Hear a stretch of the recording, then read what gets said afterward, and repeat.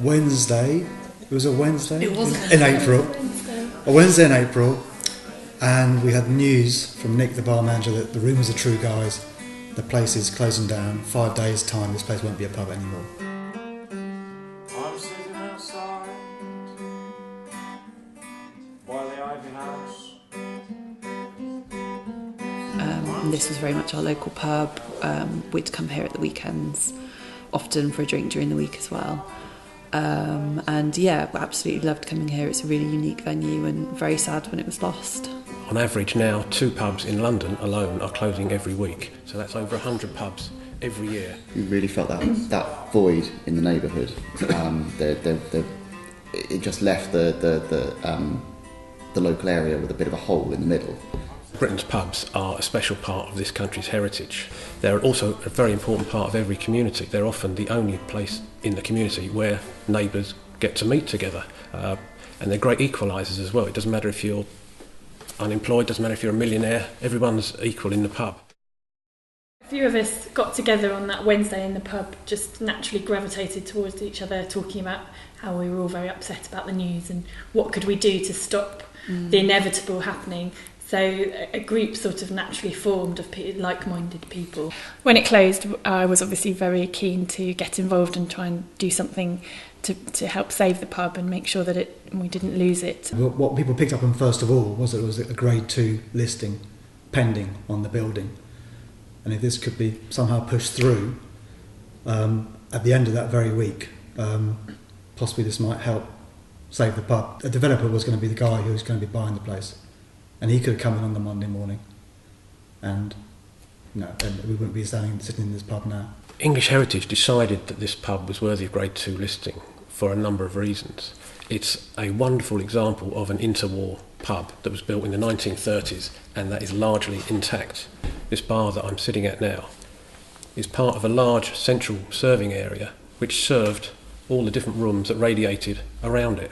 And that was the classic layout of a pub since Victorian times. You could have the same staff in one serving area serving 4, 5, 6 rooms. You've got wonderful wood panelling on all the walls. Over on my right here you've got what was originally called the refreshment room. It's like a mock Jacobean dining hall, banqueting hall in miniature almost, with heraldic emblems around the walls. There's a huge inglenook fireplace, there's built-in settles. So it's a room of great character. In the room that I'm sitting in now was the entertainment room with a stage at the back, which was in itself quite a rare feature for backstreet suburban pubs like this. But the jewel in the crown of this pub, for me, is certainly the bar to my left, behind me, which was originally, I guess, the public bar, although that is open to debate what it was originally called, but it really is the jewel in the crown. It's like stepping back in time. It's like a living, breathing example of how our ancestors used to drink in the 1930s. So when the pub closed in April last year, that section of the Localism Act, the section that deals with assets of community value, wasn't actually enforced. We weren't able to list it until the autumn, but in the intervening period we were able to do a lot of work on our business plan and start thinking about what the building should be and start engaging with the community and getting other people on board and finding out about their ideas for the building. We set about writing a profile of the neighbourhood which really set the scene for why this could really work as an exciting project for the community. And in doing that, it really helped us think about what are the pros and cons of the pub, how best to position it when we're thinking about how we would run it in practice. I've seen the sky and the birds today. We got the building listed as an asset of community value in the autumn of 2012. And once so that council have listed something as an asset of community value, you get referred to an organisation called Locality, and Locality signpost you in the direction of other groups that might be able to help you. So, for example, we got referred to the Plunkett Foundation, who gave us some really helpful business development advice, and they also point you in the direction of potential lenders to help finance the acquisition. So they suggested we contact the Architectural Heritage Fund, who turned out to be our our lender, and have lent us 550,000.